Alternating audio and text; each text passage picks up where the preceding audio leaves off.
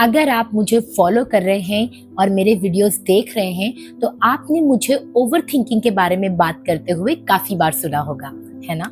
लेकिन आज की ये वीडियो थोड़ी अलग है। आज मैं सिर्फ ओवर थिंकिंग के बारे में बात नहीं करूंगी। आज मैं आपके साथ वो 3 सिंपल ग्राफोथेरेपी एक्सरसाइजेस शेयर करूंगी जो मुझे पर्सनली काफ़ी फैसिनेटिंग लगते हैं। और एक इंटरेस्टिंग बात, बहुत बार प्रॉब्लम ओवर थिंकिंग नहीं होती, उसके पीछे छुपा हुआ पैटर्न होता है। मेरी अंडरस्टैंडिंग में जनरली ओवर थिंकिंग के पीछे 3 लेयर्स होती हैं। कभी इमोशनल ओवरलोड, कभी मेंटल क्लटर या कभी एक्सेसिव कंट्रोल। और आज हम इन तीनों लेयर्स को ग्राफोथेरेपी के थ्रू एक्सप्लोर करेंगे। तो क्या कभी आपके साथ ऐसा हुआ है कि बाहर से तो नॉर्मल लग रहा है सब कुछ, लेकिन अंदर ही अंदर कुछ न कुछ प्रोसेस हो रहा होता है? कोई पुरानी कॉन्वर्सेशन, मेमोरीज, व्हाट इफ वाले थॉट्स, फ्यूचर के टेंशन, और इन सारी चीजों की वजह से धीरे धीरे इमोशनल ओवरलोड क्रिएट होने लगता है। ग्राफोथेरेपी में जब हम ओ मूवमेंट बनाते हैं तो जनरली इसे सॉफ्टनेस या इमोशनल फ्लो से कनेक्ट किया जाता है। मुझे पर्सनली ये मूवमेंट बहुत सूदिंग लगता है। अगर आपका भी माइंड कंटिन्यूअसली पास्ट या फ्यूचर के इर्द गिर्द घूमता रहता है तो ये मूवमेंट आपको भी इंटरेस्टिंग लग सकता है। और ऑनेस्टली यही वो चीज़ है जिसने मुझे ग्राफोथेरेपी की तरफ अट्रैक्ट किया।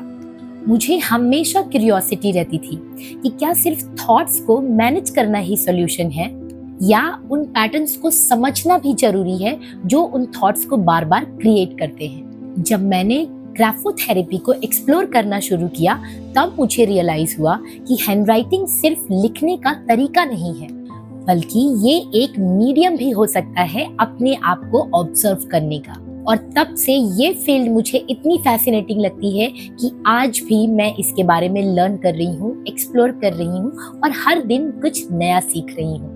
ओवर थिंकिंग का दूसरा लेयर होता है mental clutter. Too many thoughts, too many possibilities and not much clarity. Graphotherapy में एल मूवमेंट को डायरेक्शन और फोकस से एसोसिएट किया जाता है।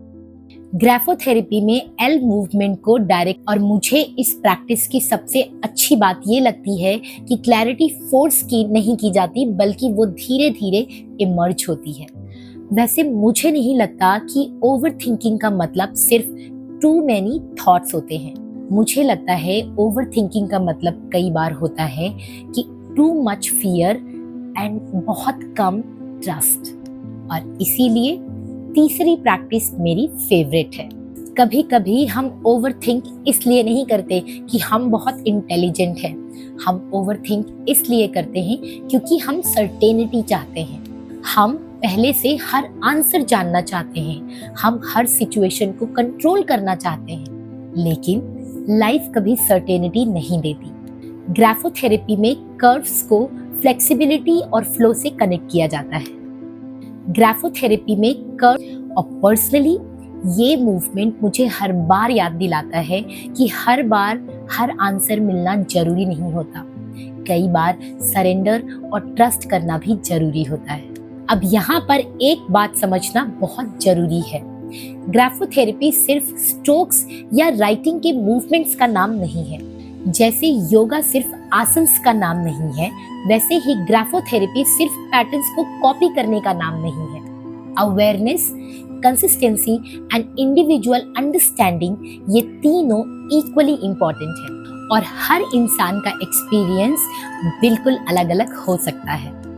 कभी कभी हमारे माइंड को क्लैरिटी से पहले कामनेस की जरूरत होती है, और शायद इसीलिए हीलिंग सिर्फ आंसर से नहीं शुरू होती, कभी कभी वो शुरू होती है अवेयरनेस से।